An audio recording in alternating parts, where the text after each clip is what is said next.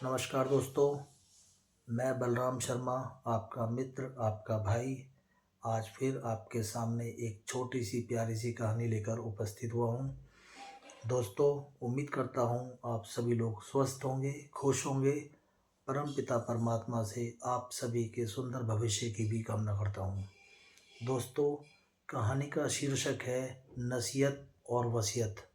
दोस्तों, इस कहानी को शुरू करने से पहले आप सभी से रिक्वेस्ट करता हूँ, जिस किसी ने भी मेरा यूट्यूब चैनल सब्सक्राइब ना किया हो तो प्लीज़ उसको सब्सक्राइब कर लें, जिससे कि आने वाली तमाम वीडियो आप नोटिफिकेशंस के द्वारा आसानी से देख पाओ और मेरी कोई भी शॉर्ट्स वीडियो आपके जीवन में बदलाव लाती हो, आपको मोटिवेट करती हो, आपको अच्छी लगती हो तो प्लीज़ उसको शेयर करें, कमेंट करें। आइए दोस्तों, कहानी शुरू करते हैं। जैसे कि मैंने आपको बताया है, कहानी का शीर्षक है नसीहत और वसीयत। ये एक बहुत ही सुंदर कहानी है जो आपको मोटिवेट करेगी। बहुत ही इंस्पिरेशनल वीडियो है। आइए हम इसको शुरू करते हैं। दोस्तों, एक इलाके में एक रईस आदमी रहता था। वो बहुत रईस था, उसको खुद भी नहीं पता था कि उसके पास कितनी प्रॉपर्टी, कितनी संपदा है।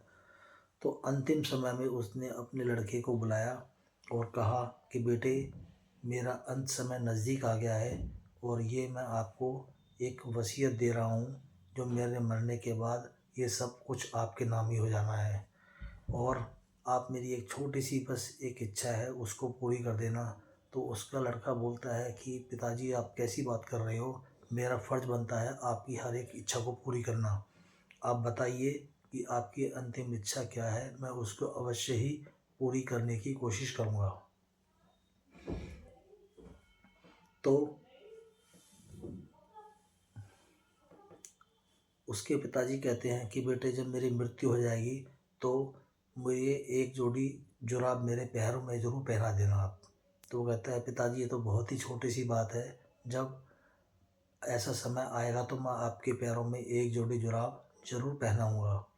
तो उनके पिताजी की मृत्यु हो जाती है और जब उनको स्नान कराया जाता है तो पंडित जी से लड़का बोलता है कि मेरे पिताजी की एक अंतिम इच्छा है, वो मैं उसको पूरी करना चाहता हूँ। तो पंडित जी बोलते हैं कि बोलिए बेटे, क्या अंतिम इच्छा है, आप क्या पूरी करना चाहते हो? वो कहता है, मेरे पिताजी की अंतिम इच्छा थी कि उनकी मृत्यु के बाद उनको एक जोड़ी जुराब पहना दी जाए। अब पंडित जी बोले कि हमारे शास्त्र में, हमारे धर्म में ऐसा नहीं है कि मृत्यु के बाद सॉक्स पहनाई जाए, जुराबें पहना के भेजा जाए, ऐसा नहीं हो सकता। अब बहस चलती रही, एक से एक ब्राह्मण आए और खूब चर्चा हुई, लेकिन कोई निचोड़ नहीं निकला। अब एक आदमी आता है और अपनी जेब से एक चिट्ठी निकाल कर लड़के को देता है और कहता है, ये आपके पिताजी ने आपको देने के लिए बोला था। अब लड़का जैसे ही वो चिट्ठी पढ़ता है तो उसमें लिखा होता है कि बेटे, मैंने आपको वसीयत तो अपनी दे दी, लेकिन अब साथ में मेरी वसीयत भी है, ये मेरी नसीहत है, सॉरी। तो आप इसको भी ले लो, ये आपके आने वाले जीवन में बहुत काम आएगी। अब लड़का पढ़ता है अपने पिताजी की नसीहत। वो कहता है कि देखो, ये समाज मुझे एक सॉक्स, एक जोड़ी जुराब भी नहीं ले जाने दे रहा, तो तुम इतनी संपदा, इतनी प्रॉपर्टी है, वो देखो मेरी भी सब यहीं की यहीं रह गई। तो कभी भी इस भुलावे में मत रहना कि ये हमारे साथ ही जाने वाली है, हमारे साथ सिर्फ हमारे कर्म जाएंगे।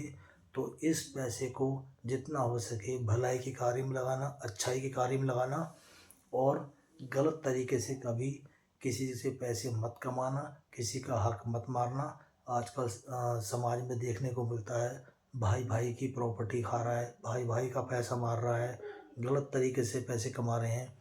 हमारे साथ सिर्फ हमारे सुंदर कर्म जाएंगे और कुछ नहीं जाना है। तो अपने कर्मों को सुधारें और जितना हो सके उतना जीवन अपना खुशहाल बनाएं, अच्छे अच्छे कर्म करके। किसी का पैसा मार के, किसी की आत्मा को सता के कोई फ़ायदा नहीं होगा। हमारे साथ ऐसा कुछ धन वस्तु नहीं जाएगी जिसके पीछे आप अपने कर्मों को बिगाड़ें। तो आप सभी से हाथ जोड़कर विनती है, कभी भी गलत तरीके से पैसे ना कमाएं, अपने भाइयों का हिस्सा ना मारें। कुछ फ़र्क नहीं पड़ेगा, बल्कि आप अपने कर्म खराब कर लोगे। जितना हो सके ईमानदारी से जीवन जिएं और दान धर्म करते रहें, और जो पैसा हो कोशिश करें किसी अच्छी जगह लगाएं, भलाई के कार्य में लगाएं, बेकार के कामों से दूर रहें, किसी का हक ना मारें, गलत तरीके से पैसे ना कमाएं। अपने कर्म को जितना हो सके अच्छा अच्छा करें। कोई भी कार्य करने से पहले 100 बार सोचें, किसी को उस कार्य से हानि तो नहीं पहुंच रही या हमारे कर्म तो खराब नहीं हो रहे, उसके बाद ही उस कार्य को करें। तो दोस्तों, इस कहानी से हमें सिर्फ यही अभिप्राय मिलता है कि मरने के बाद जो इंसान एक जोड़ी जुराब पहनकर नहीं जा सकता, तो ये धन ये संपदा अपनी छाती पर रखकर तो कोई लेके जाएगा नहीं। तो दोस्तों, आप सभी से मेरा हाथ जोड़कर निवेदन है, आग्रह करता हूँ कि कभी भी गलत तरीके से पैसा ना कमाएं, किसी का हक ना मारें। जितना हो सके प्यार से रहें, इज्जत से रहें, प्यार बांटें, प्यार कमाएं, और जितना भी आपके पास अगर धन है तो अच्छे से अच्छे कार्य में लगाएं, भला के कार्य में लगाएं। नमस्कार दोस्तों।